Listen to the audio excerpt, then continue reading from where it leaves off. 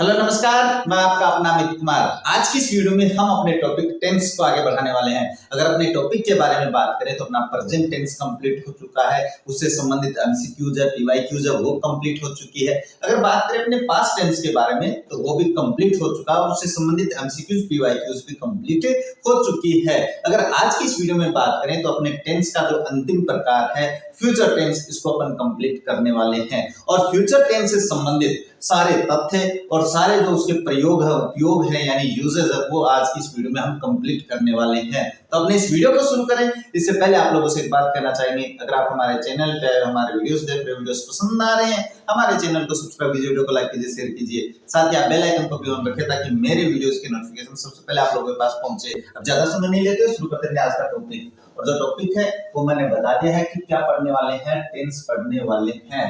अगर अपने इस टॉपिक के बारे में बात करें तो मैंने आप लोगों को एक बात बताई थी कि जो टेंस है वो संख्या में 3 होते हैं। भाई संख्या में कितने बताए थे मैंने, अगर आप लोगों को याद है, देखिए क्लास, तो इस संख्या में 3 होते हैं।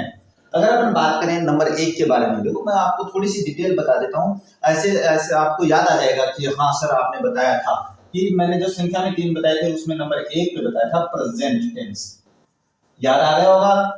नंबर 2 पे मैंने आप लोगों को बताया था पास्ट टेंस। नंबर 3 पे मैंने बताया था फ्यूचर टेंस, जो आज अपन पढ़ने वाले हैं। इन तीनों टेंसेस के, यानी तीनों टेंसेस के अपन ने 4 प्रकार बताए थे। भाई 4 प्रकार कौन से बताए थे, याद आ जाएगा। देखो मैंने बताया था वो इंडेफिनिट बताया था, इसके बाद में बात करें तो कॉन्टिन्यूस बताया था, इसके बाद में बात करें तो परफेक्ट बताया था, और इसके बाद में बात करें तो परफेक्ट कॉन्टिन्यूस बताया था। ये तो होते हैं इनके 4 प्रकार होते हैं। अगर मैं बात करूं इसके बाद में इन चारों प्रकारों को 4 तरीकों से बनाते हैं। अगर आपको याद आ रहा है कि हाँ सर आपने बताए थे 4 प्रकार और 4 तरीके कौन कौन से होते हैं, तो मैं बता देता हूँ कौन कौन से होते हैं। वो होता है आपके पास सिंपल, अब याद आ गया होगा। इसके बाद में नेगेटिव, इसके बाद में बात करें तो इंटेरोगेटिव, इसके बाद में बात करें तो इंटेरोगेटिव नेगेटिव। ये मैंने आप लोगों को जो पैटर्न है वो मैंने हर टेंस में बताया है। ये मैंने आपको प्रेजेंट में बताया है, ये मैंने आपको पास्ट में भी बताया है, और ये मैं फ्यूचर में भी बता रहा हूँ, ताकि आपको कंफ्यूजन जो है ना आपके दिमाग में जो चल रहा है वो सारा दूर हो जाएगा। तो आज हम क्या पढ़ने वाले हैं, आज हम पढ़ेंगे अपने इस टेंस के बारे में, फ्यूचर टेंस के बारे में पढ़ेंगे, और फ्यूचर टेंस के 4 प्रकार पढ़ेंगे। ये 4 प्रकार पढ़ेंगे और इन 4 प्रकारों को अपन 4 तरीकों से बनाएंगे, इस तरीके से।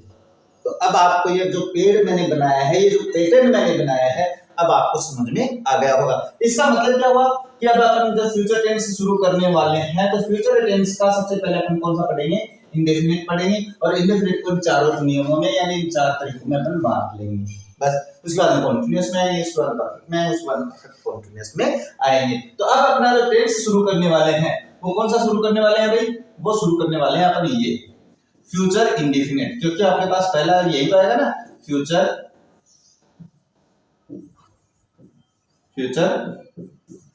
इंडेफिनिट। अब अपन पहले इसकी तरफ चलते हैं, उसके बाद में इसकी पहचान पढ़ते हैं, उसके बाद में उसके नियम पढ़ते हैं, यानी सारी बातें अपन खुल के करने वाले हैं। यानी आज फ्यूचर टेंस का पोस्टमार्टम कर देंगे।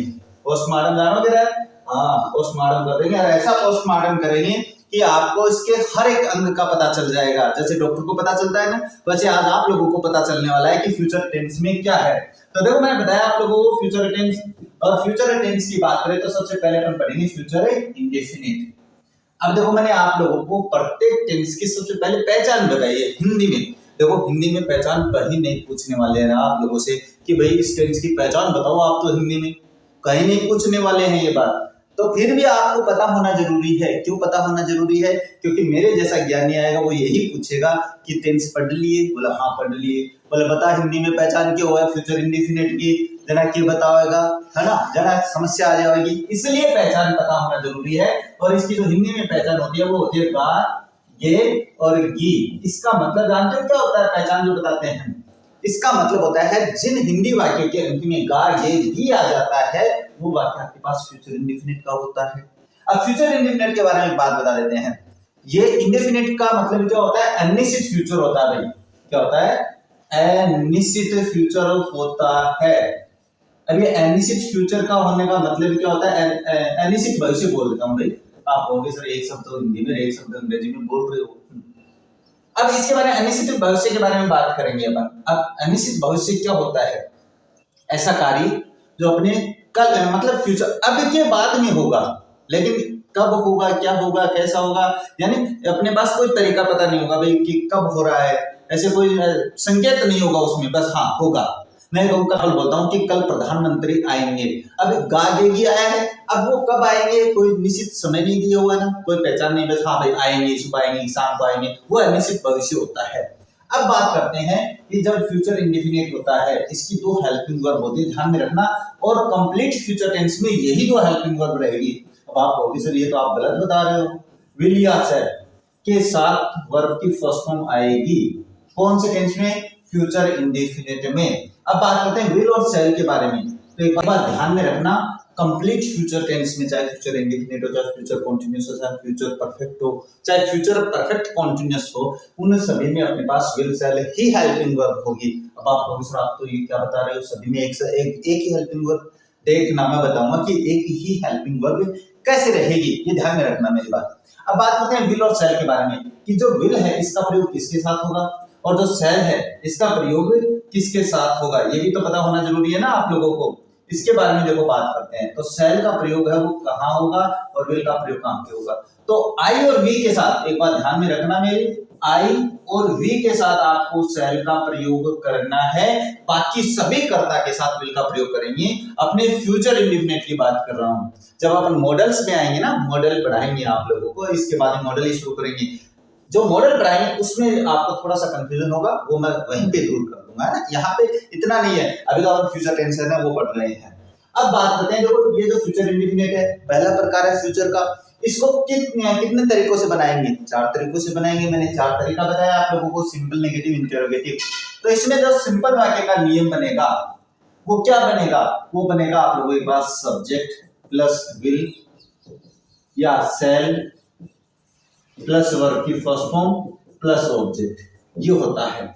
अगर मैं बात करूं नेक्स्ट की, तो नेक्स्ट आप लोगों के पास आ जाता है नेगेटिव। जो नेगेटिव तरीका होता है वो कब बनता है? अब तो अगर आप लोगों ने क्लास देखी तो बोला सर हम बना लेंगे, आप तो छोड़ो, लेकिन फिर भी मैं बना के देता हूं आप लोगों को।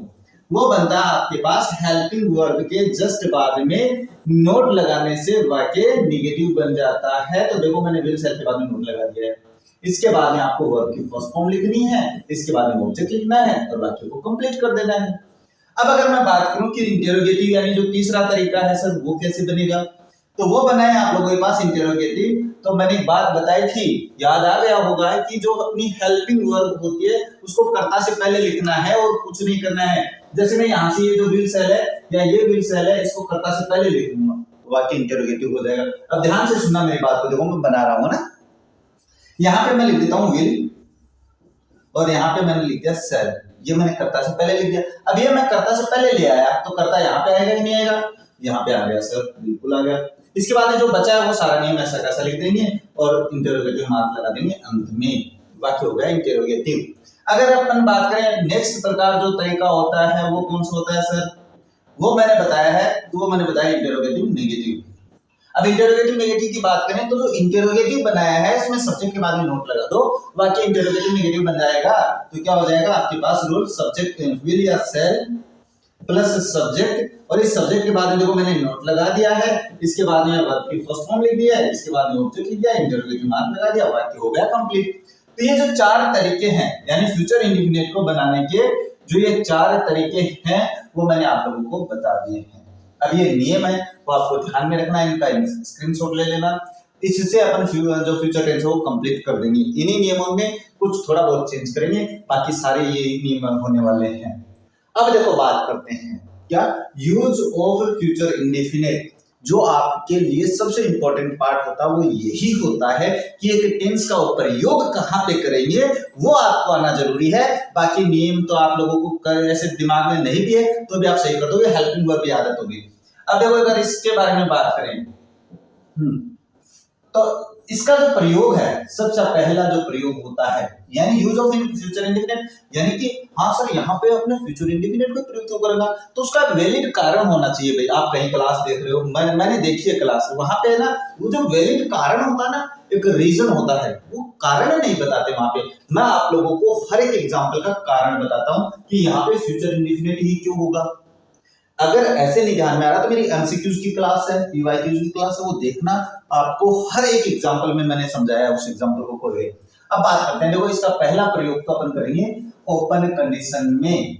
अब आपको उसी कंडीशन क्या आ गई, तो कंडीशन अगर आप लोगों ने याद नहीं आ रही है आप लोगों को, तो मेरी प्रेजेंट इंडेफिनिट की क्लास देखना और मेरी पास्ट इंडेफिनिट की क्लास देखना।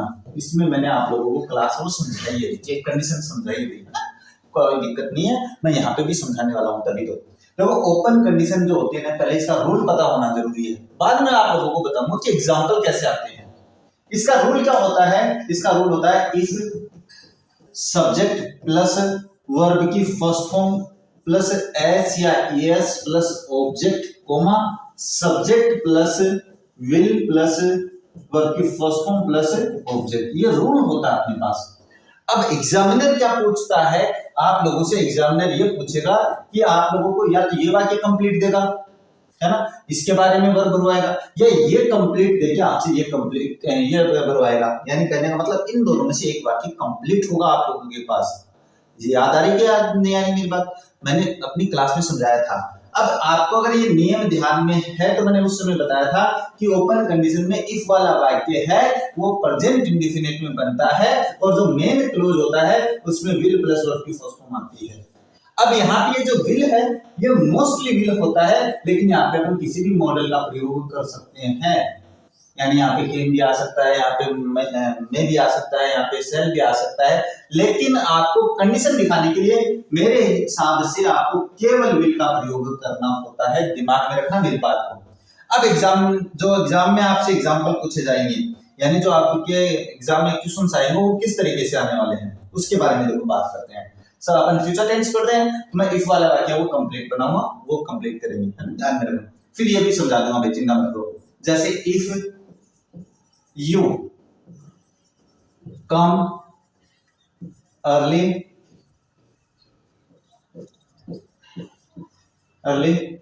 I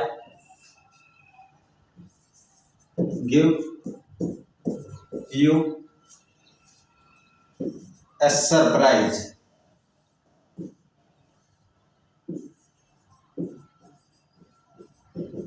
ये वाक्य मैंने कर दिया कंप्लीट। यही बात मैंने बताई अपने उदाहरण में। मैंने क्या बताया था, मैंने ये बताया था कि आप लोगों के पास क्या है कि एक वाक्य अधूरा दिया हुआ होगा और एक वाक्य आपको कंप्लीट करना पड़ेगा।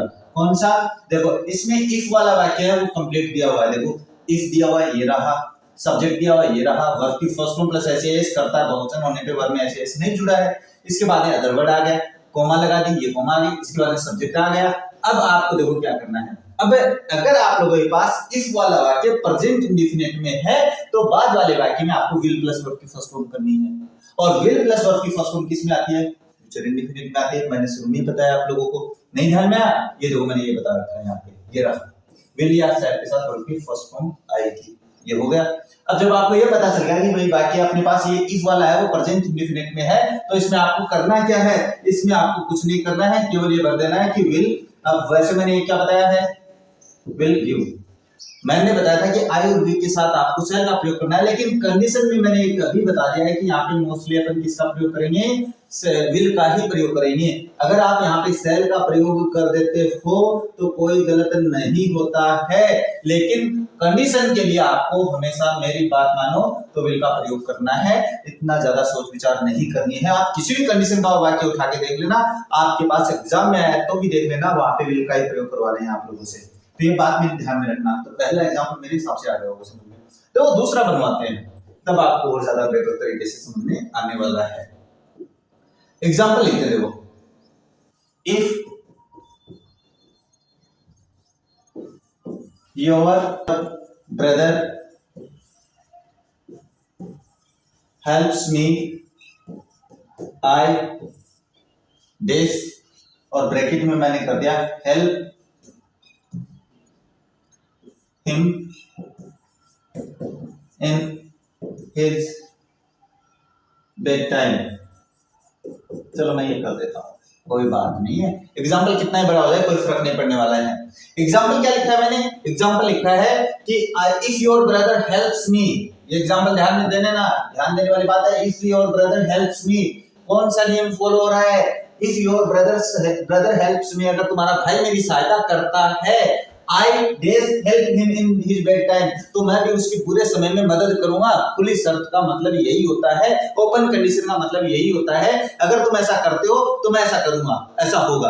अगर तुम कठिन मेहनत करते हो तो तुम पास हो जाओगे, ये बात आई, जाहिर सी बात है। अगर तुम मेहनत नहीं करते हो तो तुम फेल हो जाओगे। इसका मतलब खुली शर्त है, ऐसा कर दो, ऐसा करते हो तो ऐसा होगा, ऐसा करते हो तो ऐसा नहीं होगा। बस यही दो कंडीशन होती है, और खुली शर्त का मतलब यही होता है। ओपन कंडीशन में बताया मैंने अभी, ओपन कंडीशन जो मैंने बताई है, इसका मतलब यही होता है खुली शर्त। खुली शर्त बस यही है, ऐसा करते हो तो ऐसा होगा भाई, ये दिमाग में रखना। अब देखो बात करते हैं, जब आपको ये पता चल गया भाई ये प्रेजेंट इंडेफिनिट का वाक्य है, ये रहा प्रेजेंट इंडेफिनिट का वाक्य है कि नहीं है? ये प्रेजेंट इंडेफिनिट का वाक्य है। If your brother helps me, sir आपको कैसे पता चला? इसमें सब्जेक्ट प्लस वर्ब की फर्स्ट फॉर्म प्लस एसएएस दिया हुआ है। दिया होगा नहीं दिया होगा? करता है कुछ होने पे वर्ब में एसएएस जुड़ गया। केवल प्रेजेंट इंडेफिनिट में ऐसा होता है, सिंपल वाक्य में होता है वो भी। अब इस बाद वाला जो वाक्य है उसको किस में बनाएंगे? सर इसमें तो अपन विल प्लस वर्ब की फर्स्ट फॉर्म करेंगे। अब इसको विल प्लस वर्ब की फर्स्ट फॉर्म करेंगे तो आपको पता चल गया कि आपके पास ओपन कंडीशन हो गई। ओपन कंडीशन हो गई तो विल और हेल्प हो जाएगा यहाँ पे, और वाक्य हो जाएगा आपके पास कंप्लीट। इस तरीके से अब एक समस्या और बता देता हूं कि अपने पास कभी कभी ये जो एग्जांपल है, यानी ये जो आगे वाला मेन क्लोज है, ये पहले आ सकता है, इफ वाला वाक्य बाद में भी आ सकता है। तो इससे आपको घबराना नहीं है, नियम वही फॉलो करना है जो मैं आप लोगों को समझा रहा हूं। कैसे? जैसे मैं एक एग्जांपल और बता देता हूं, उसके बाद आगे चलते हैं। अगर बात करें अपने पास दूसरे एग्जांपल के बारे में, जैसे teacher dash punish you if you do not complete your homework। ऐसे का मतलब आपकी होमवर्क अभी, ऐसे मत सोच लेना गुरुजी शॉर्टकट काम काट रहे हैं, गुरुजी बता दिया है खाना है ना, शॉर्टकट काम की बात ही बनी रहा है। अब देखो इसमें बात करते हैं टीचर वाला वाक्य दीजिए भाई, क्या बात है, एग्जांपल बना दिया। अब बात करते हैं कि सर इसमें तो इफ वाला वाक्य है नहीं शुरू में, ये समस्या। तो इफ वाला वाक्य ये दे रखा है कि नहीं दे रखा? अब आप कहोगे सर इसमें तो आपने ना वर्ब की फर्स्ट फॉर्म भी नहीं लगाई है, तो आप लोगों आपने क्या है, नॉट डू नॉट वर्ब की फर्स्ट फॉर्म कर दी। तो मैंने ये बताया है कि इफ वाला वाक्य है वो आपके पास प्रेजेंट इंडेफिनिट में होगा। तो क्या ये प्रेजेंट इंडेफिनिट का नहीं है? बिल्कुल है। वाक्य आपके पास कोई भी हो सकता है, सिंपल हो सकता है, नेगेटिव हो सकता है, इंटरोगेटिव हो सकता है, इंटरोगेटिव नेगेटिव हो सकता है। ये वाक्य आपके पास नेगेटिव दिया हुआ है, यानी कहने का मतलब है आपको टेंस का पता होना चाहिए। अगर इफ वाला वाक्य प्रेजेंट इंडेफिनिट में है तो जो मेन क्लोज है जो बिना इफ वाला वाक्य है वो आपके पास फ्यूचर इंडेफिनिट में बनेगा। कब बनेगा? कब बनेगा भाई? तो वो आप लोगों के पास बनेगा विल प्लस वर्ब की फर्स्ट फॉर्म। क्या बनेगा भाई? विल प्लस वर्ब की फर्स्ट फॉर्म। इसका अर्थ बता देता हूं अब क्या होगा। इसका अर्थ होगा अगर तुम गृह कार्य कंप्लीट नहीं करते हो तो टीचर सजा देगा, यानी अध्यापक तुम्हें सजा देगा, बिल्कुल देगा। हाँ 100% ही सजा मिलने वाली है, मेरे डंडे से मिलने वाली है। अगर आप लोग काम नहीं करते हो तो डंडे से सजा अवश्य मिलने वाली है। कहाँ पे है वो आप देख लेना भाई। हाँ तो इसका मतलब है टीचर का काम कंप्लीट करोगे आपको टीचर पसंद करेगा, अगर काम कंप्लीट नहीं करोगे तो फिर आप लोगों को डंडे के जोर पे करवाएगा। दिमाग रखना। अब बात करते देखो, अब जब आपको ये पता चल गया भाई वाक्य है, इस वाला वाक्य अगर प्रेजेंट इंडेफिनिट में है तो बाद वाला वाक्य है, यानी जो मेन क्लोज है वो फ्यूचर इंडेफिनिट में बनेगा। और ये जो ओपन दोनों कंडीशन है, ये जो कंडीशन है ओपन कंडीशन, ये ध्यान में आपको रखनी है। तो पहला प्रयोग मेरे हिसाब से आप लोगों को समझ में आ गया होगा। नेक्स्ट बात करते हैं एडवर्ब्स आ गए, यानी कहने का मतलब है पहला तो मैंने बता दिया, दूसरा आप लोगों ये जो एडवर्ब्स है इनके साथ मोस्टली आपको फ्यूचर इंडेफिनिट टेंस का प्रयोग करना है। कैसे? जिस वाक्य में टुमारो आ जाता है, यानी जो मैंने एडवर्ब लिख रखी है यहाँ पे, अगर टुमारो दिया हुआ है नेक्स्ट प्लस टाइम, ये नेक्स्ट प्लस टाइम क्या होता है ये मैं बता देता हूँ। नेक्स्ट डे हो सकता है, नेक्स्ट मंथ हो सकता है, नेक्स्ट वीक हो सकता है, नेक्स्ट ईयर हो सकता है, नेक्स्ट जनवरी हो सकता है, नेक्स्ट फरवरी हो सकता है, नेक्स्ट मंडे हो सकता है, नेक्स्ट संडे हो सकता है, नेक्स्ट आवर हो सकता है, नेक्स्ट मिनट हो सकता है, नेक्स्ट सेकंड हो सकता है। यानी नेक्स्ट के साथ कोई भी टाइम हो वहां पे आपको फ्यूचर इंडेफिनिट टेंस का प्रयोग करना है। बिंदास होके कर देना। किसने बताया? मैंने बताया है, मेरा नाम दे देना। अब बात करते हैं नेक्स्ट जो एडवर्ब है वो क्या है? वो है फॉलोइंग प्लस टाइम। अब ये फॉलोइंग प्लस टाइम क्या होती है? जो नेक्स्ट प्लस टाइम होता है वही फॉलोइंग प्लस टाइम होता है। क्या होता है? फॉलोइंग डे हो सकता है, फॉलोइंग मंथ हो सकता है, फॉलोइंग वीक हो सकता है, फॉलोइंग जनवरी हो सकता है, फॉलोइंग फरवरी हो सकता है, फॉलोइंग ईयर हो सकता है, फॉलोइंग मंथ हो सकता है। यानी फॉलोइंग के साथ कोई भी टाइम हो सकता है, उसमें भी आपको कौन सी टेंस का प्रयोग करना है? हाँ सर, अभी तो बता दिया थे, फ्यूचर इंडेफिनिट का प्रयोग करना है। नेक्स्ट आए तो इन प्लस फ्यूचर टाइम। अभी इन प्लस फ्यूचर टाइम का मतलब होता है इन के साथ फ्यूचर का कोई भी टाइम हो सकता है। इन 2030 दिया हुआ है, इन नेक्स्ट जनवरी तो फ्यूचर टाइम दिया हुआ है, तो उनके साथ आपको फ्यूचर इंडेफिनिट टेंस का प्रयोग करना है। एग्जांपल अपन सॉल्व कर लेते हैं। एग्जांपल अगर अपन सॉल्व करेंगे तो एक एग्जांपल मैं लिख देता हूं, जैसे my father days retire next month ये दिया हुआ है। यानी कहने का मतलब नेक्स्ट प्लस टाइम इसमें आ गया है। अब इसमें नेक्स्ट प्लस टाइम आ गया है, इसका मतलब क्या हुआ है? टेंस कौन सा बनेगा? फ्यूचर इंडेफिनिट बनेगा।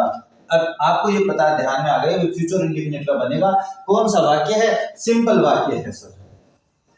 अब ये सिंपल वाक्य है, कब बनता है? तो मैंने आप लोगों को शुरू में ही ये बात बता दी थी कि सिंपल वाक्य वो कब बनता है? वो बनता आप लोगों के पास विल या शैल के साथ वर्ब की फर्स्ट फॉर्म लगाओगे तो वाक्य फ्यूचर इंडेफिनिट का बनेगा। अब आप विल लिखोगे कि शैल लिखोगे, तो शैल का तो प्रयोग मैंने दो ही कर्ता बताए हैं, आई और वी के साथ ही आपको शैल का प्रयोग करना है, बाकी सभी के साथ विल का प्रयोग करेंगे। अब आपको ये पता चला कि भाई कर्ता अपने आई भी नहीं है तो यहाँ पे अपन विल लिख देंगे, ये मैंने विल कर दिया। अब वर्ब की फर्स्ट फॉर्म जो ब्रैकेट में होती है वो वर्ब की बेस फॉर्म जिसको मैं फर्स्ट फॉर्म बोलता हूं वही होती है, तो विल रिटायर हो गया वाक्य कंप्लीट। आ गया होगा समझ में। अब देखो दूसरा एग्जांपल पढ़ते हैं। अब दूसरा एग्जांपल यहीं पे लिख देता हूं, सिंपल सा वाक्य लिखते हैं। जैसे एक नेगेटिव वाक्य बनाते हैं ना, नेगेटिव वाक्य बनाते हैं, सारे एग्जांपल सब सॉल्व कर लेते हैं। जैसे सी not come to party due to serious injury। इसमें अपने एडवर्ब तो नहीं लिखी हुई, एडवर्ब लिख देता हूँ, टुमारो कर देता हूँ ना, जिससे आपको ध्यान में रहे टुमारो। नहीं तो आप कहोगे सर आपने तो एडवर्ब तो लिखी नहीं है ना, एडवर्ब भी तो लिखनी है ना। ये बिना एडवर्ब के भी एग्जांपल मैंने समझाया अपनी क्लास में, देख लेना। अगर वाक्य में एडवर्ब नहीं है तो कैसे करेंगे? अब टू सीरियस इंजरी टुमारो, यानी वो कल पार्टी में नहीं आएगी, कारण यह है कि उसको सीरियस इंजरी है। क्या है? सीरियस यानी गंभीर चोट है उसको, इस कारण से वो पार्टी में नहीं आएगी। टुमारो आ गया। अब जब वाक्य में टुमारो आ गया है, इसका मतलब पता चल गया कौन सा टेंस है? कौन सा टेंस है? फ्यूचर इंडेफिनिट है। और फ्यूचर इंडेफिनिट है तो कब बनेगा? वो बनेगा आप लोगों के पास विल या शैल के साथ वर्ब की फर्स्ट फॉर्म। लेकिन वाक्य में नोट भी दिया हुआ है, तो मैंने नेगेटिव वाक्य में क्या बताया है? रूल बताया, सब्जेक्ट प्लस विल या शैल के साथ नोट लगा दो, यहाँ पे के बाद में नोट लगा दो, वर्ब की फर्स्ट फॉर्म, बाकी सारा नियम वैसा का वैसा है। तो अपने विल लिख दिया है, यहाँ पे मैं नोट लिख देता हूँ और वर्ब की फर्स्ट फॉर्म कम हो जाएगी। ये हो गया वाक्य कंप्लीट। इस तरीके से आपको वाक्य कंप्लीट करना है। अगर कुछ एक एग्जांपल और देखिए अपने पास, तो इंटरोगेटिव वाक्य बनाते हैं। इंटरोगेटिव वाक्य बनाएंगे तो देखो आपको पता होना चाहिए कि कर्ता से पहले ही स्पेस दिया हुआ होगा। नेक्स्ट आपके पास विल, जो सब्जेक्ट वो लिख दिया मैंने, इसके बाद मैंने वर्ब लिख दी attend, the programme next week और इंटरोगेटिव मार्क लिख दिया मैंने। अब इस वाक्य में क्या आया है? इस वाक्य में सर आपने ये बता दिया कि यहाँ पे आपके पास नेक्स्ट प्लस टाइम में दिया हुआ है। क्या दिया हुआ है? नेक्स्ट प्लस टाइम में दिया हुआ है। इसका मतलब क्या हुआ? वाक्य आपका फ्यूचर इंडेफिनिट में बनेगा। अब फ्यूचर इंडेफिनिट का कौन सा वाक्य है ये कैसे पता चलेगा? तो आपके पास इंटरोगेटिव बनेगा, क्योंकि इसके अंत में इंटरोगेटिव मार्क है और कर्ता से पहले स्पेस दिया हुआ है। तो ये ध्यान में रखना मेरी बात को। अब जब आपको ये पता चल गया कि भाई फ्यूचर इंडेफिनिट का है, इंटरोगेटिव वाक्य है, तो क्या करना है? कर्ता से पहले आपको हेल्पिंग वर्ब लिख देनी है। तो विल और शैल में से क्या आएगी? विल आएगी। इसके बाद में वर्ब की फर्स्ट फॉर्म आ जाएगी अटेंड और वाक्य जाएगा आपके पास कंप्लीट। इस तरीके से बाकी कंप्लीट कर देना है। एक एग्जांपल और समझा देते हैं, इसके बाद में आगे चलते हैं। अगर बात करें अपने पास वाक्य लिखते हैं, आई डेस पास नीट एग्जाम इन 2026 लिख दिया मैंने। अब आप देखो इसमें क्या दिया हुआ है, एक सिंपल सा वाक्य बनाए, ज्यादा टफ नहीं बनाए हैं, बाकी एमसीक्यूज में देख लेंगे, है ना। तो इसमें क्या दिया हुआ है, इन प्लस फ्यूचर टाइम में दिया हुआ है। अब इसमें इन प्लस फ्यूचर टाइम में दिया हुआ है, इसका मतलब वाक्य फ्यूचर इंडेफिनिट का है। और वाक्य अगर फ्यूचर इंडेफिनिट का है तो फिर क्या करेंगे आप, तो आपको करना क्या है, विल या शैल के साथ वर्ब की फर्स्ट फॉर्म लगा देनी है। वाक्य सिंपल है, तो आपके पास अब पता चल गया कि विल और शैल में से एक लिखना है। आई दिया हुआ है तो आप शैल कर दो, यहाँ पे आई के साथ शैल लिख दिया, उसके बाद में पास, और वाक्य हो जाएगा कंप्लीट। अब मुझे नहीं लगता इस वाक्य में, इस टेंस में आपको कुछ समस्या आने वाली है, कहीं पे कोई समस्या नहीं आने वाली है। मैंने देख लिया है, हर तरीका मैंने आप लोगों को बता दिया है। नेक्स्ट बात करें तो नेक्स्ट जो टेंस आता है वो आता है फ्यूचर कॉन्टिन्यूअस, यानी फ्यूचर का दूसरा प्रकार।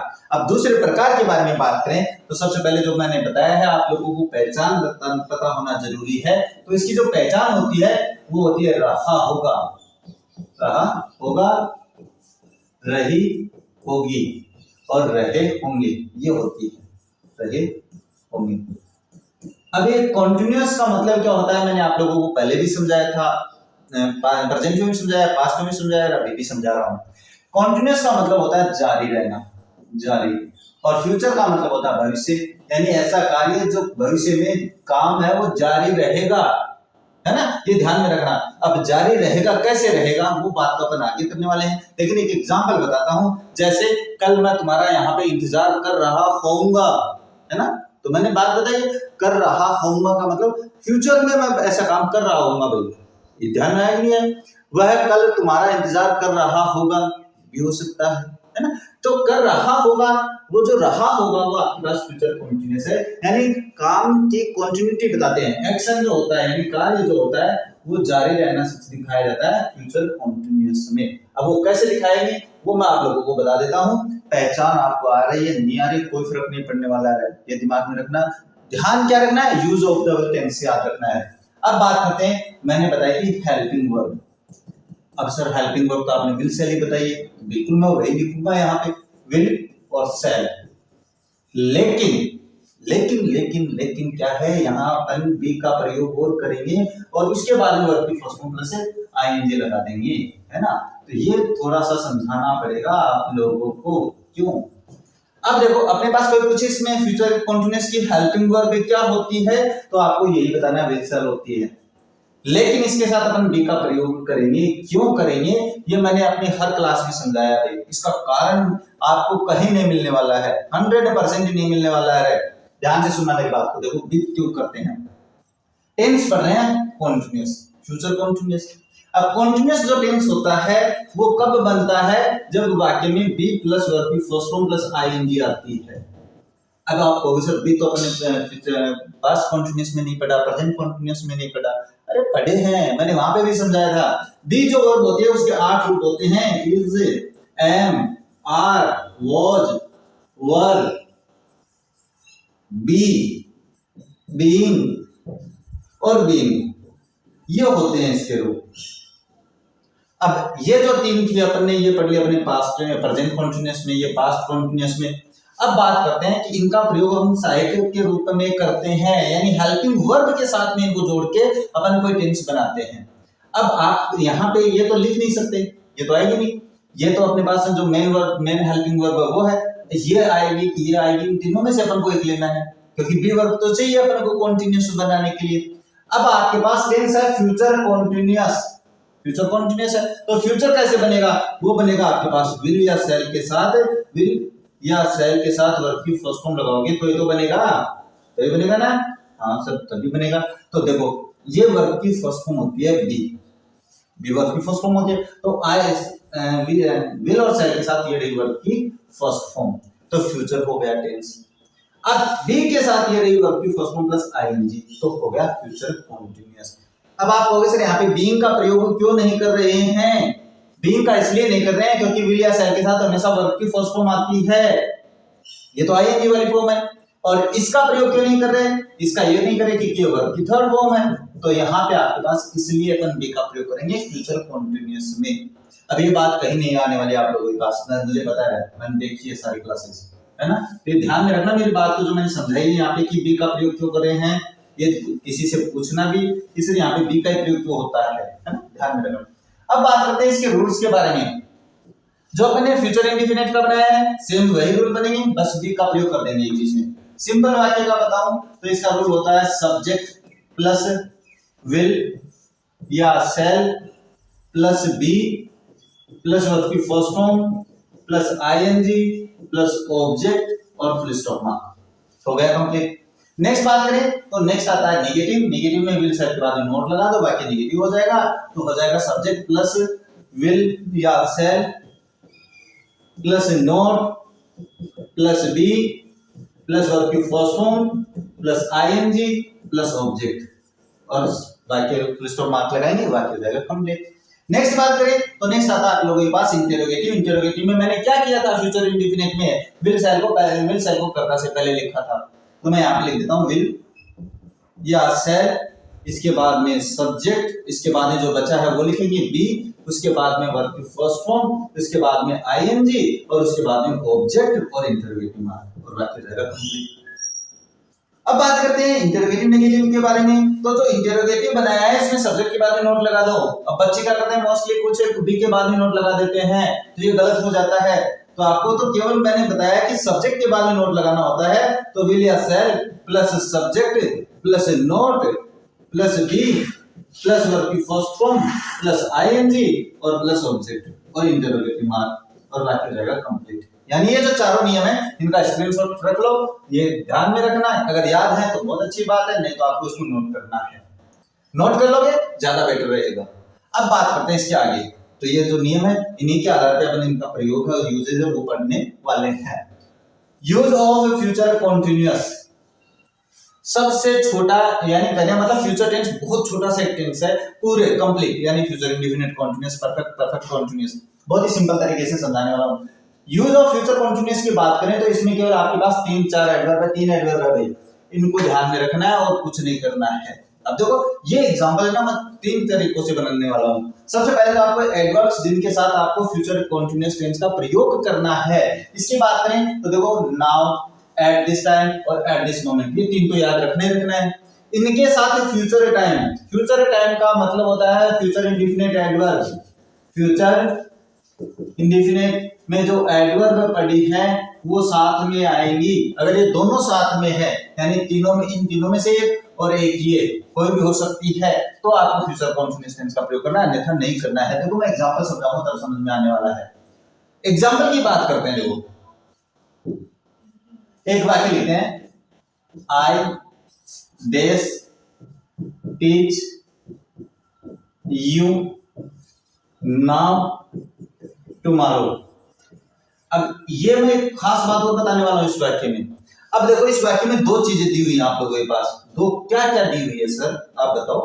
इसमें दिया हुआ सर नाउ, ये नाउ अबे नोट नहीं रहा है कहीं, आप देखो गुरुजी की क्या लिख दिया। हाँ इसमें दिया है 2 चीज, नाउ और टुमारो।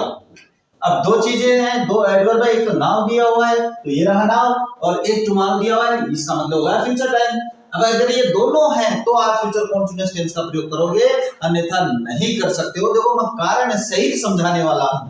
देखो दोनों आ गई अपने पास, ये तो पता चल गया सर दोनों है, दोनों है, देखो बहुत अच्छी बात है। आई के साथ आपको मैंने बता दिया, दोबारा बताने की आवश्यकता नहीं है कि आई के साथ अपन सेल का प्रयोग करते हैं, तो मैंने यहाँ पे सेल लिख दिया। इसके बाद में आपको क्या करना है, इसके बाद में देखो ये करना है, विल सेल में से एक आ गया, इसके बाद में आपको बी का प्रयोग करना है, तो मैं यहाँ पे बी लिख देता हूँ, ये लिख दिया। इसके बाद में आपको वर्ब की फर्स्ट फॉर्म प्लस आईएनजी करनी है। नियम में देख लो, ये रही, ये रही, ये रही है, तो ये अपने पास वहां पे कर देते हैं, अपने पास वहां पे करेंगे तो क्या हो जाएगा टीचिंग। अब पहले इसका अर्थ बताता हूं मैं आप लोगों को, है ना, ये अर्थ भी जानना जरूरी है, तो ये हो जाएगा टीचिंग। अब बात करते हैं, इसका अर्थ है कि मैं तुम्हें कल इस समय पढ़ा रहा हूंगा। नाउ का मतलब इस समय का प्रयोग होता है अब, इसका मतलब होता है अब, तो ये ध्यान रखना कि मैं कल इस समय आप लोगों को पढ़ा रहा हूंगा, तो नाउ और टुमारो दोनों आ गए। अब बात करते हैं कि इस वाक्य में से मैंने नाउ हटा दिया, भाई क्या हटा दिया, नाउ हटा दिया है, तो फिर क्या करोगे, ये नाउ हट गया भाई यहाँ पे, इसका मतलब ये नहीं है एक बार, तो केवल टुमारो बचा है। अब अगर अकेला टुमारो दिया हुआ है तो फिर आपका टेंस परिवर्तन हो जाएगा। टेंस परिवर्तन कैसे होगा, तो टुमारो मैंने आपको फ्यूचर इंडेफिनिट में लिखवाया है, देखना एक बार पीछे जाना, तो फिर आपको इसका करना पड़ेगा शैल और टीच। इसका मतलब है मैं तुम्हें कल पढ़ाऊंगा, क्या हो जाएगा, मैं तुम्हें पढ़ाऊंगा। अब ये मान लीजिए चलो इसमें से ये जो नाम है ये तो है और ये टुमारो हट गया है, टुमारो नहीं दिया हुआ इसमें, है ना, टुमारो नहीं दिया हुआ है तो इसका मतलब है आपके पास नाउ आ गया, नाउ दिया हुआ है, इसका मतलब नाउ कौन सा टेंस हो गया, नाउ हो गया। अगर मुझे अगर याद आ रहा है तो प्रेजेंट कंटीन्यूअस में थे लिखवाया तो हर नाउ, हाँ वही नाउ है ये। वो क्या है, वो मैंने बताया था subject plus is am are plus verb की first form plus ING plus object present continuous. अब ना आया है आपको पता चल गया कि प्रेजेंट कंटीन्यूअस बनेगा, तो प्रेजेंट कंटीन्यूअस टेंस कैसे बनेगा, वो बनेगा आई के साथ अपन एम का प्रयोग करेंगे और वर्ब की फर्स्ट फॉर्म प्लस आईएनजी कर देंगे, ये हो जाता है प्रेजेंट कंटीन्यूअस। यानी कहने का मतलब है सारा मैटर आपका एडवर्ब पे डिपेंड करता है। इतनी सी तो बात है, इतनी बात नहीं समझोगे तो क्या करोगे। अब समझ गए, हम गुरुजी समझा रहे हैं, समझ में आने वाली। चलो एक एग्जांपल और करते हैं, इसके बाद में इसको भी छोड़ते हैं क्योंकि तो ज्यादा टफ नहीं है, तो ज्यादा टफ नहीं है तो अपन भी ज्यादा नहीं ध्यान इसमें अपन ज्यादा समय वेस्ट नहीं करेंगे।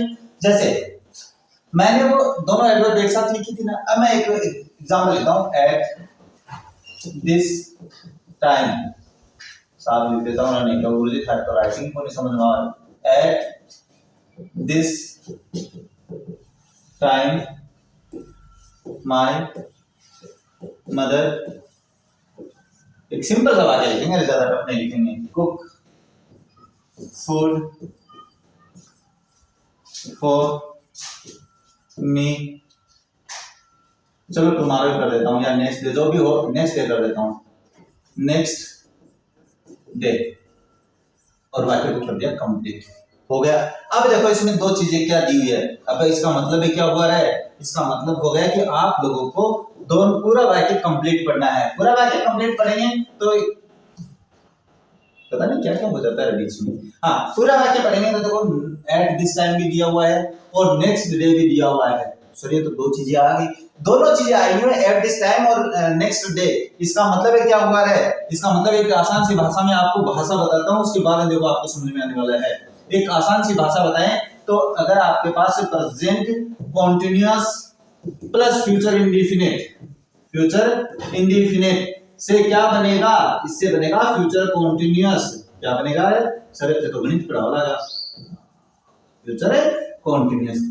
यानी कहने का मतलब है एक और दो को जोड़ेंगे तो ये आएगा, जैसे एक प्लस दो बराबर तीन होते हैं, तो एक हो गया आपके पास प्रेजेंट कॉन्टिन्यूअस, दो हो गया फ्यूचर इंडेफिनिट, परिणाम आ गया आपके पास फ्यूचर कॉन्टिन्यूअस। यही बात बता रहा हूं मैं यहाँ पे, है ना, यही तो बात बताई मैंने, यही बात बताई, तो इसका मतलब आपको दिक्कत नहीं होनी चाहिए फिर।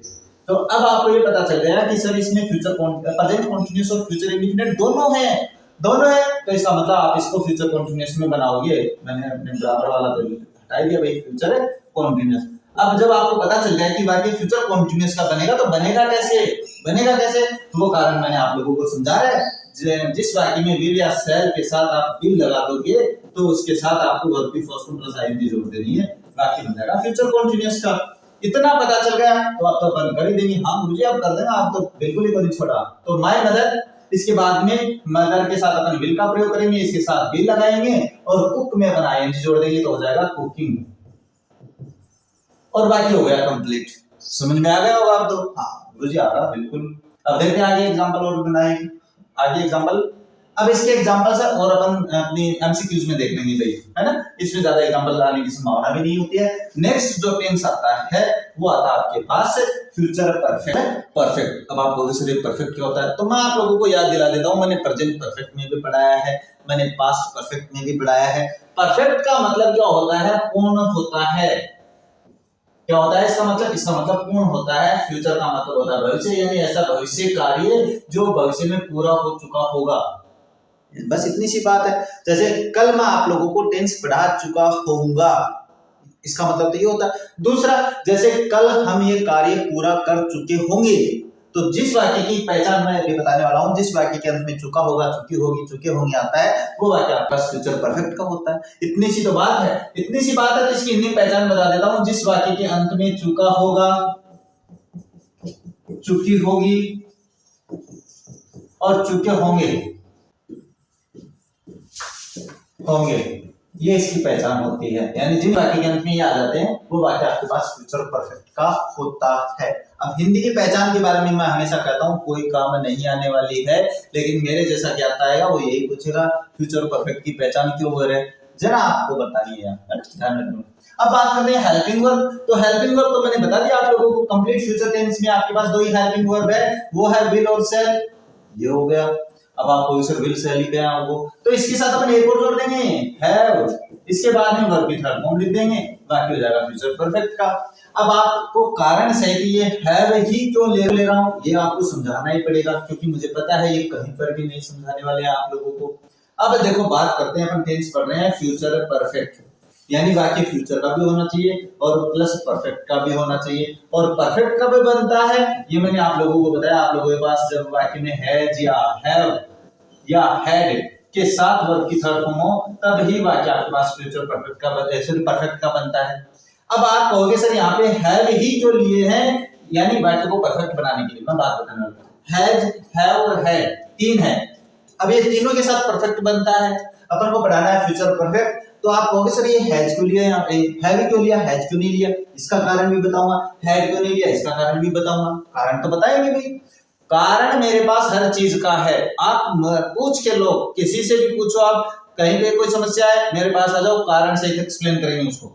अब देखो यहाँ पे हैज क्यों नहीं लिया, इसका कारण क्या है। इसका कारण है, अगर आप लोगों ने मेरी प्रेजेंट इंडेफिनिट की क्लास देखी है तो वहां पे मैंने बताया था वर्ब की फर्स्ट फॉर्म प्लस एस या एस, ये बताई थी सर, याद आ गई बिल्कुल। हाँ, तो ये जो हैव है इसमें जब अपन वर्ब में एस या एस जोड़ेंगे, जो हैज या हैव है ये वर्ब का भी काम करती है, तो ये आपके पास एक वचनकर्ता के साथ आती है।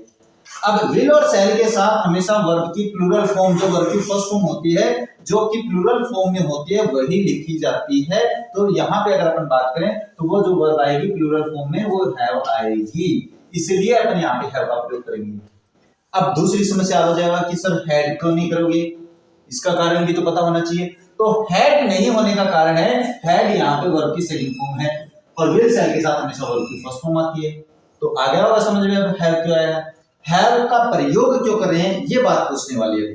हैव का प्रयोग इसलिए कर रहे हैं क्योंकि परफेक्ट बनाना है आपको वाक्य, और परफेक्ट बनाना है तो हैज या हैव या हैड में से एक आनी जरूरी है। तो एक मैंने बता दिया क्या आएगी, हैव आएगी। इसका कारण मैंने आप लोगों को एक्सप्लेन कर दिया है, हैव ही क्यों आएगी। अब आ गया वो समझ रहा हूँ गुरुजी, थे तो बड़ा जोर का समझा रहा हूँ, कोई ना गुरुजी बढ़िया समझावा है। अब एक रूल की बात करा तो जो सिंपल वाक्य का रूल बनेगा वो बनेगा सब्जेक्ट और ये लिख देंगे विल, इसके बाद में शैल, इसके बाद में हैव और उसके बाद में वर्ब की थर्ड फॉर्म, इसके बाद में ऑब्जेक्ट और बाकी हो जाएगा कंप्लीट। अब मैं तो इसका नेगेटिव बना लोगे, हाँ गुरुजी बना लेगा, क्या बना होगा, इस विल शैल के बाद में नोट लगाओगे, हैव के बाद में नहीं लगाना है क्योंकि सहायक क्रिया आप लोगों के पास केवल विल शैल ही है। तो इसका जो नेगेटिव बनेगा वो क्या बनेगा, सब्जेक्ट प्लस विल या shall plus not plus have plus verb की थर्ड फॉर्म प्लस ऑब्जेक्ट, बाकी हो जाएगा कंप्लीट। अब बात करते हैं सर इसका इंटरोगेटिव कैसे बनेगा। इंटरोगेटिव में आपको विल शैल है वो पहले लिख देना है, कर्ता से पहले लिखेंगे तो जो नियम बनेगा वो बनेगा विल या शैल, इसके बाद है सब्जेक्ट और बाकी जो बच गया सेम आ जाएगा हैव, उसके बाद है वर्ब की थर्ड फॉर्म, उसके बाद में ऑब्जेक्ट और इंटरोगेटिव मार्क लग जाएगा। हाँ गुरुजी को समझ में। नेक्स्ट बात करें तो इंटरोगेटिव नेगेटिव कैसे बनेगा, इसमें सब्जेक्ट के बाद में नोट लगा दो, तो इंटरोगेटिव बनाया है तो विल या शैल के साथ आपको सब्जेक्ट लिखना है, इसके बाद में आपको नोट लिखना है, इसके बाद में आपको हैव लिखना है, इसके बाद में वर्ब की थर्ड फॉर्म लिखनी है, इसके बाद में ऑब्जेक्ट लिखना है, इंटरोगेटिव मार्क लगा देना है, बाकी हो जाएगा कंप्लीट। तो ये जो चारों नियम है वो मैंने आप लोगों को समझा दिए हैं, समझना जरूरी है, इसका स्क्रीनशॉट ले लो या नोट कर लो। अब बात करते हैं अपने नेक्स्ट, जो इसका यूज है वो कहाँ पे करेंगे। तो देखो इसका एक ही यूज होता है, वो क्या होता है वो मैं बता देता हूँ। इसकी एक एडवर्ब होती है, वो देखो future perfect plus before plus present indefinite, एक नियम है भाई। पहला क्या है, एक नियम है जब दो वाक्य बिफोर से जुड़े होते हैं, क्या होता है भाई, जब दो वाक्य बिफोर से जुड़े होते हैं और बिफोर के बाद में अगर अगले ने प्रेजेंट परफेक्ट प्रेजेंट इंडेफिनिट दिया है तो बिफोर से पहले आपको प्रेजेंट परफेक्ट का प्रयोग करना है। ये रूल कहीं नहीं मिलने वाला आप लोगों को, 100% नहीं मिलने वाला है। ये एग्जाम्पल मैं दूसरे तरीके से बनाने वाला हूँ। तो ये बिफोर का नियम है, आपको ध्यान में रखना है। क्या रखना है? अगर बिफोर के बाद में प्रेजेंट इंडेफिनिट का वाक्य दिया हुआ है तो बिफोर से पहले आपको प्रेजेंट परफेक्ट का प्रयोग करना है। बस इतनी सी बात है। जैसे एक वाक्य लिखता हूं मैं यहां पे, तब आपको समझ आएगा। आई complete the topic before you come, और वाक्य कर दिया कंप्लीट। अब देखो बिफोर से दो वाक्य होते हैं भाई, हम ये यहीं पे लिख देता हूं ना, दूसरा वाक्य भी I days complete the topic before you came, ये लिख दिया।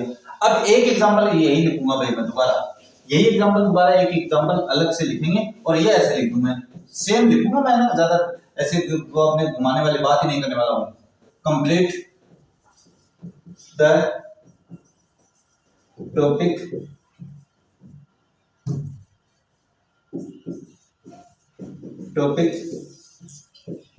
बिफोर यू डेज, और यहां पे मैंने कर दिया कंप्लीट। अब सेम एग्जांपल तीन तरीके से मैंने बनाया है, और ये एग्जांपल आपको जितने दिमाग से समझना है कि आप भविष्य में गलती नहीं करना है। आप लोगों को ऐसी गलती नहीं करनी है जो आप लोग नॉर्मली कर देते हो। अब बात करते हैं, पहला वाक्य मैंने लिखा है I days complete the topic before, before दिया हुआ है सर, बिल्कुल दिया हुआ है, और बिफोर के बाद में जो वाक्य है वो क्या दिया हुआ है? यू कम, यानी सब्जेक्ट प्लस वर्ब की फर्स्ट फॉर्म दी हुई है, सब्जेक्ट प्लस वर्ब की फर्स्ट फॉर्म। अब ये सब्जेक्ट प्लस वर्ब की फर्स्ट फॉर्म कहां पढ़ी है आप लोगों ने? सर ये तो प्रेजेंट इंडेफिनिट में पढ़ी है। इसका मतलब बिफोर के बाद में कौन सा वाक्य आ गया? प्रेजेंट इंडेफिनिट आ गया है। तो बिफोर के बाद अगर प्रेजेंट इंडेफिनिट है तो बिफोर से पहले आपको किसका प्रयोग करना है? फ्यूचर परफेक्ट का प्रयोग करना है। अब आपको ये पता चल गया कि वाक्य फ्यूचर परफेक्ट का बनेगा, तो बनेगा कब? वो बनेगा सर विल या शैल के साथ हैव, और उसके बाद में वर्ब की थर्ड फॉर्म लगाओगे तब। तो बस कर दो कंप्लीट, इतनी सी तो बात है। अब कर देंगे सर, अब आपने बता दिया है, अब तो सब कुछ कर देंगे। तो यहाँ पे आई के साथ आपको शैल का प्रयोग करना है, ये कर दोगे। उसके बाद में आपको हैव का प्रयोग करना है, ये कर दोगे। उसके बाद में वर्ब की थर्ड फॉर्म जो कंप्लीट है इसको कंप्लीटेड कर देंगे, ये भी कर दिया सर, तो वाक्य हो गया कंप्लीट। अब आते हैं नेक्स्ट वाक्य में, सेम है, कोई दिक्कत नहीं है, कहीं पर भी नहीं है, बस इसमें मैंने छोटा सा चेंज कर दिया है। यहाँ पे छोटा सा चेंज क्या किया मैंने ये चेंज कर दिया यहाँ पे, ये मैंने कर दिया सब्जेक्ट प्लस केम। तो ये जो नियम है वो हो गया सब्जेक्ट प्लस वर्ब की सेकंड फॉर्म। अब ये वाक्य हो गया भाई, ये नियम हो गया है सब्जेक्ट प्लस वर्ब की सेकंड फॉर्म। तो ये कहां पढ़ा है सर? हाँ सर, ये तो पास्ट इंडेफिनिट बन गया। हाँ बन गया भाई पास्ट इंडेफिनिट, बिल्कुल बहुत अच्छी बात है, पास्ट इंडेफिनिट बन गया है। पास्ट इंडेफिनिट दिया हुआ है बिफोर के बाद में, अगर बिफोर के बाद में पास्ट इंडेफिनिट है तो बिफोर से पहले आपको पास्ट परफेक्ट का प्रयोग करना है। ये कहां लिखवाया सर? ये मैंने आप लोगों को पास्ट परफेक्ट में लिखवाया है। क्या लिखवाया था? जब दो वाक्य बिफोर से जुड़े होते हैं और बिफोर के बाद में आपको पास्ट इंडेफिनिट है और बिफोर से पहले पास्ट परफेक्ट का प्रयोग करना है। तो यहाँ पे पास्ट इंडेफिनिट दिया हुआ है, तो इसको आपको किसका प्रयोग करना है? हैड प्लस वर्ब की थर्ड फॉर्म कर देंगे, तो वाक्य हो जाएगा पास्ट परफेक्ट। अब ये वाक्य आ गया ऐसे, दोनों तरफ अपने पास क्या है? स्पेस दिया हुआ है बिफोर के, यानी दोनों तरफ है वो डेज दिया हुआ है। यहाँ पे I days complete the topic before you days और वर्ब करनी है। इस तरीके से वाक्य हो तो इस वाक्य पे आपको केवल पास्ट परफेक्ट का ही नियम लगाना है। क्या लगाना है? पास्ट परफेक्ट का ही नियम लगाओगे, इसके अलावा आप अपनी तरफ से ये नियम नहीं लगाना है। और अगर आप लोगों के पास ऑप्शंस दिए हुए हैं तो ऑप्शंस आपको ध्यान से देखना है कि अगला आपने से करवाना क्या चाहता है। तो इसका एग्जांपल है वो मैं आप लोगों के लिए जो एमसीक्यूज है उसमें समझा दूंगा। तो इस तरीके से दिया हुआ है तो आप लोगों को कौन सा नियम लगाना है? पास्ट परफेक्ट का नियम लगाना है। सर लगा देंगे, लगा दोगे तो ये लो, ये बना दिया मैंने। तो ये आपके पास पास्ट परफेक्ट का जो पहला नियम है वो मैंने बताया है। नेक्स्ट अगर अपन बात करें तो नेक्स्ट आप लोगों के पास एक एडवर्ब और होती है, ये रही, ये आप लोगों के पास एडवर्ब है कौन सी टेंस की? फ्यूचर परफेक्ट की। क्या है, by before plus future time, यानी जिस वाक्य में ये होता है बाय प्लस फ्यूचर टाइम। अगर आप लोगों को कुछ याद आ रहा है तो सर आपने एक बात और बताई थी, वो बताई थी आपने पास्ट परफेक्ट में क्या बताई थी कि सर अगर बाय या बिफोर के साथ अपने पास पास्ट टाइम दिया हुआ हो तो वहां पे अपन पास्ट परफेक्ट का प्रयोग करते हैं। हाँ सर याद तो आ गई, याद आ गई, तो इसका मतलब है आपको थोड़ा ध्यान में रखना है, अगर आपके पास बाय या बिफोर के साथ फ्यूचर टाइम, फ्यूचर टाइम का मतलब क्या होता है, फ्यूचर टाइम का मतलब होता है फ्यूचर इंडेफिनिट की एडवर्ब, फ्यूचर इंडेफिनिट की एडवर्ब। बस इतना सा ध्यान में रखना है, बस बाकी हो गया कंप्लीट। अब देखो एक एग्जांपल बनाते हैं इससे, जैसे टीचर्स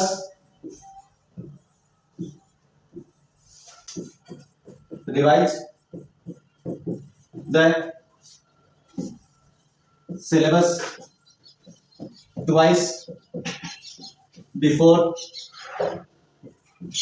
नेक्स्ट वीक, और बाकी को कर दिया मैंने कंप्लीट। ज्यादा सोच विचार नहीं करनी है कि इसमें क्या गया है। अब इसमें एक चीज बड़ी इंपॉर्टेंट आई है इस एग्जांपल में, बहुत ही शानदार जो बात बताते हैं ना वो बिफोर है क्या, हाँ बिफोर के साथ फ्यूचर टाइम या बाय, यहाँ पे मैं बाय कर देता हूँ है ना, बाय नेक्स्ट वीक या बाय या बिफोर नेक्स्ट वीक। अब बात करते हैं, ये एग्जांपल मैंने बना दिया, my teachers days revise the syllabus twice, इस ट्वाइस को थोड़ा सा ध्यान में रखना है ना, ये ध्यान रखना। बिफोर, अब इसके साथ बिफोर के साथ फ्यूचर टाइम में दिया हुआ है, नेक्स्ट प्लस टाइम दिया हुआ है नहीं दिया हुआ है, इसका मतलब ये कौन सी हो गई, ये आपके पास फ्यूचर इंडेफिनिट की एडवर्ब हो गई है। तो आ गया होगा समझ में, हाँ ये सर आ गया समझ में। अब बात करते हैं, जब आपके पास ये एडवर्ब दी हुई है, फ्यूचर टाइम दिया हुआ है, तो इसको आपको कौन सी टेंस में बनाना है, फ्यूचर परफेक्ट में बनाना है। कब बनेगा, विल या शैल के साथ है, विल या शैल के साथ आपको हैव लगाना है, इसके साथ वर्ब की थर्ड फॉर्म करनी है, रिवाइज कर देंगे, बाकी हो जाएगा कंप्लीट। हाँ इस ठीक है, ये हैव रिवाइज हो जाएगा, बाकी हो जाएगा कंप्लीट। अब बात करते हैं, इसमें ये नहीं दिया हुआ भाई, क्या नहीं दिया हुआ है, ये नहीं दिया हुआ है, ये नहीं दिया हुआ है यहाँ पे, तो फिर क्या करोगे, हाँ तो फिर आ गया आपके पास ट्वाइस, और ट्वाइस के साथ आपको प्रेजेंट इंडेफिनिट का प्रयोग करना होता है ना। तो ये मेरी बात है ध्यान में रखना, ट्वाइस का मतलब कि हमारे गुरुजन है वो 2 बार सिलेबस का रिवाइज करते हैं। अगर ट्वाइस के साथ बिफोर प्लस नेक्स्ट टाइम दिया हुआ है तो इसका मतलब है कि अगले सप्ताह तक हमारे गुरुजी है वो सिलेबस का 2 बार रिवाइज कर चुके होंगे। ये थोड़ी सी बात आ गई समझ में ना, हाँ गुरुजी आ रही है समझ में, आ रही है, कोई बात नहीं है। चलो नेक्स्ट बात करते हैं। नेक्स्ट है अपने पास एग्जांपल एक समझा देते हैं यहाँ पे, इसके बारे में बात करते हैं, कंप्लीट करते हैं इसको भी। एग्जांपल की बात है तो जैसे ही देश right the novel by the end of this month, ये लिख दिया मैंने भी और बाकी वो कर दिया कंप्लीट। इसका मतलब क्या है, he write the novel by the end of. अब यहाँ पे आपको सर टाइम तो नहीं दिया हुआ, बिल्कुल दिया हुआ है, बाय के साथ ये रहा और ये हो जाएगा, यानी बाय के साथ फ्यूचर टाइम तो है इस महीने के अंत तक, इसका मतलब महीना कंप्लीट नहीं हुआ है, तो ये आपके पास क्या हो जाएगा, बाकी फ्यूचर परफेक्ट का हो जाएगा। और फ्यूचर परफेक्ट का हो जाएगा तो क्या करना आप लोगों को, विल के साथ हैव, यानी विल या शैल के साथ हैव और वर्ब की थर्ड फॉर्म रिटर्न कर देंगे, बाकी हो जाएगा आपके पास कंप्लीट। तो ये आपका फ्यूचर का जो परफेक्ट टेंस है वो भी कंप्लीट हो गया है। अब मेरे हिसाब से इसमें कोई दिक्कत नहीं आने वाली है। आप कोई क्वेश्चंस की अगर आपके पास एमसीक्यूज पीवाईक्यूज पड़ी हो उनको सोल्व करके देख लेना, 100% सही करोगे। मेरी क्लास देखनी है बाद में, ऐसे नहीं रह के हवा में करने लोग। हाँ, फ्यूचर परफेक्ट कंटीन्यूअस अपना टेंस का अंतिम प्रकार ये आ जाता है फ्यूचर टेंस का, इसके बाद टेंस भी कंप्लीट हो जाते हैं। हाँ, फ्यूचर परफेक्ट कंटीन्यूअस इसकी पहचान बता देता हूँ, इसकी पहचान होती है से रहा होगा, बाकी आप देख लेना, से रही होगी, से रहे होंगी, यानी ऐसा काम जो पूर्ण भी हो रहा होगा और एक समय से चल रहा होगा, एक सेट है। ये जो अपने पास क्या दिया हुआ है फ्यूचर परफेक्ट कंटीन्यूअस, ये जो से है ना, ये से, ये मैंने आपको प्रेजेंट परफेक्ट कंटीन्यूअस में भी समझाया, पास्ट परफेक्ट कंटीन्यूअस में भी समझाया, मैं यहाँ पे भी बता देता हूँ। ये पॉइंट ऑफ टाइम को डिनोट करता है, पॉइंट ऑफ टाइम, और पॉइंट ऑफ टाइम अपन किसे दिखाते हैं, सिंस या फॉर के साथ अपन टाइम लगा देते हैं, तो ये आपके पास पॉइंट ऑफ टाइम हो जाता है। कौन से समय के साथ सिंस आता है, कौन से समय के साथ फॉर आता है, ये मैंने क्लास में समझा रखा है, वो वहां पे देख लेना। अब बात करते हैं इसके रूल के बारे में। तो रूल की बात करें तो हेल्पिंग वर्ब तो मैंने बता रखी है आप लोगों को। हेल्पिंग वर्ब क्या बताई है मैंने बताई है कि विल या सेल, ये तो हेल्पिंग वर्ब है। लेकिन इसके साथ में आपके पास क्या है, हैव भी आएगा, इसके साथ आपके पास बीन भी आएगी और इसके साथ वर्ब की फर्स्ट फॉर्म प्लस आईएनजी भी आएगी। ये आपको ध्यान में रखना है। अब बात करते हैं कि ये समझाना जरूरी है कि इसमें हैव क्यों है, बीन क्यों है। तो देखो टेंस अपन कौन सा पढ़ रहे हैं, टेंस अपन पढ़ रहे हैं फ्यूचर परफेक्ट कंटीन्यूअस, यानी वाक्य है वो फ्यूचर का भी होना चाहिए। तो फ्यूचर का वाक्य कैसे बनेगा, विल या शैल के साथ वर्ब की फर्स्ट फॉर्म, परफेक्ट भी होना चाहिए जिसमें हैज या हैव के साथ वर्ब की थर्ड फॉर्म भी होनी चाहिए, और कंटीन्यूअस भी होना चाहिए जिसमें बी प्लस वर्ब की फर्स्ट फॉर्म प्लस आईएनजी भी होना चाहिए। तो ये तीनों रूल है वो इस एग्जांपल में अपन पूरा करेंगे। किस तरीके से करोगे, देखो फ्यूचर बनाएंगे तो विल या शैल के साथ वर्ब की फर्स्ट फॉर्म हैव आ गई, बिल्कुल आ गई सर। ये हैव क्यों लिए अभी परफेक्ट में समझा के आया। इस हैव के साथ बी की थर्ड फॉर्म आ गई बीन, तो हो गया फ्यूचर परफेक्ट हो गया यहाँ पे। और इस बी के साथ वर्ब की फर्स्ट फॉर्म प्लस आईएनजी, तो वाक्य हो गया फ्यूचर परफेक्ट कंटीन्यूअस। अब वाक्य को परफेक्ट बनाने के लिए तो हम हैव का प्रयोग करते हैं, हैव के साथ वर्ब की थर्ड फॉर्म लगा देते हैं। और बीन का ही प्रयोग क्यों किया है, यहाँ पे बी का नहीं हुआ है, तो मैंने बताया कि हैज या हैव के साथ या हैड के साथ वर्ब की थर्ड फॉर्म आती है, इसलिए अपन यहाँ पे बीन का प्रयोग किए हैं। और बी के साथ वर्ब की फर्स्ट फॉर्म प्लस आईएनजी यहाँ पे आ गया है। तो ये जो कारण है ना, ये आपको समझना जरूरी है, कोई पूछे तो बता देना। नेक्स्ट बात करते हैं इसके रूल्स के बारे में।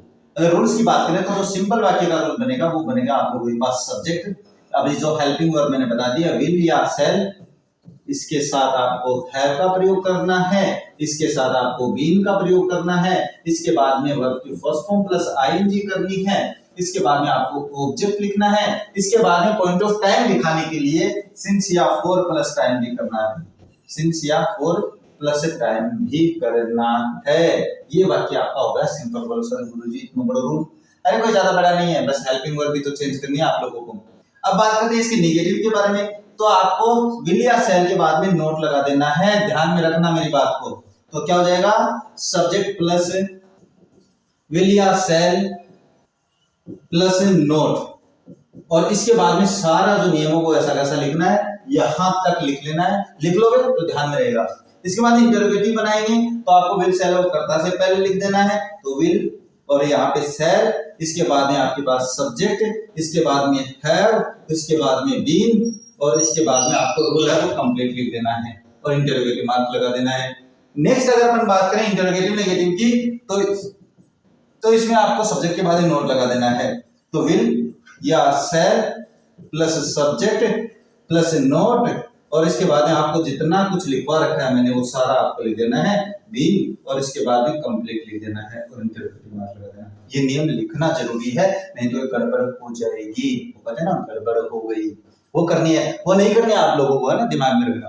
अब बात करते हैं इसके यूजेस के बारे में कि इसका यूज क्या कहाँ पे करेंगे, हम पहचानेंगे कैसे कि इसका प्रयोग कहाँ पे करना है। तो इसका केवल एक ही कारण बताऊंगा और एक ही एग्जांपल समझाऊंगा, आपको तुरंत समझ में आने वाला है।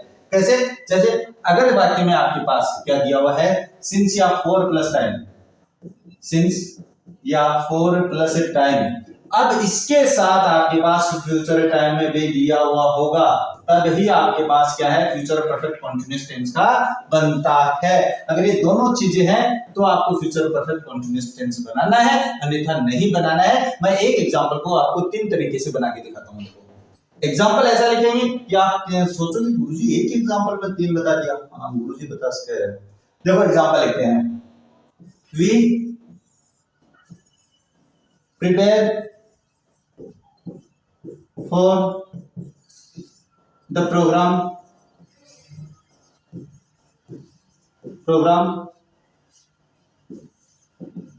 since morning tomorrow।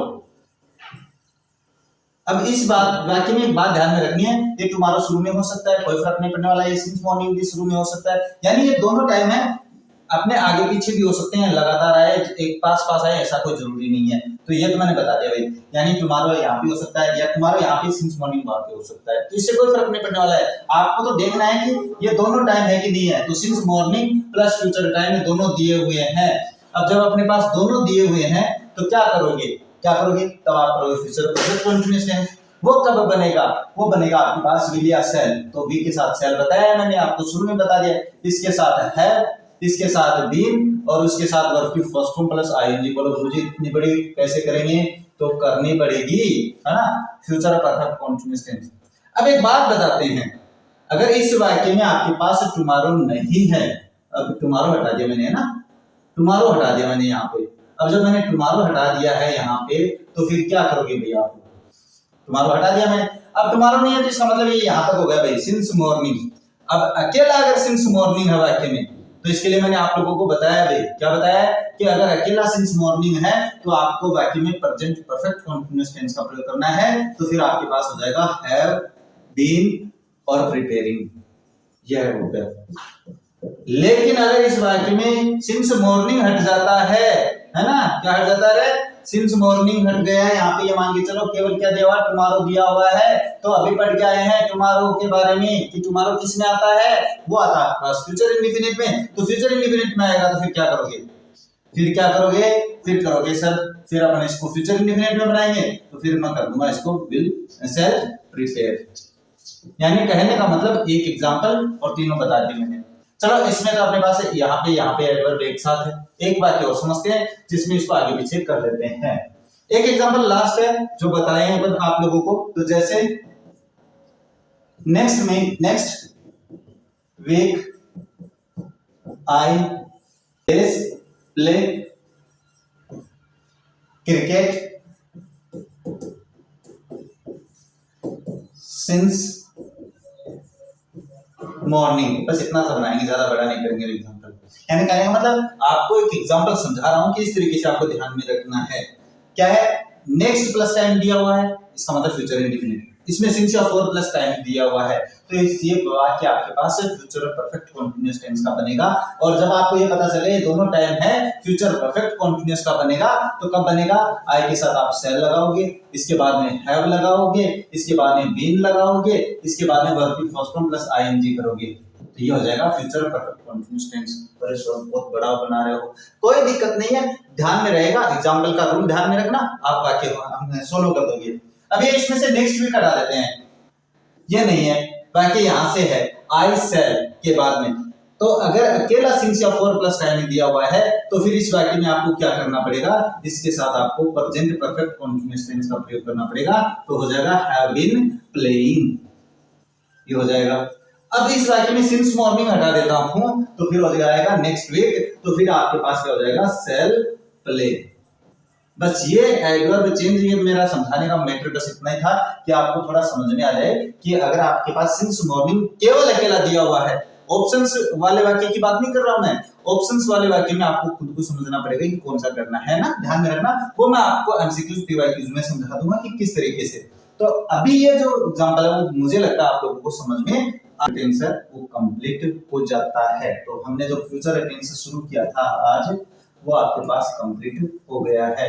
अगर इस टेंस में आपके पास कोई भी समस्या आती है ना, कोई भी समस्या किसी भी प्रकार की कैसी भी समस्या हो, आप मुझे कमेंट कर देना, आपकी हर समस्या का समाधान है वो मैं लेकर आऊंगा। तो मिलते हैं आप लोगों से आगे एक नई क्लास में, तब तक देखते रहिए हमारा चैनल। जय हिंद, जय भारत।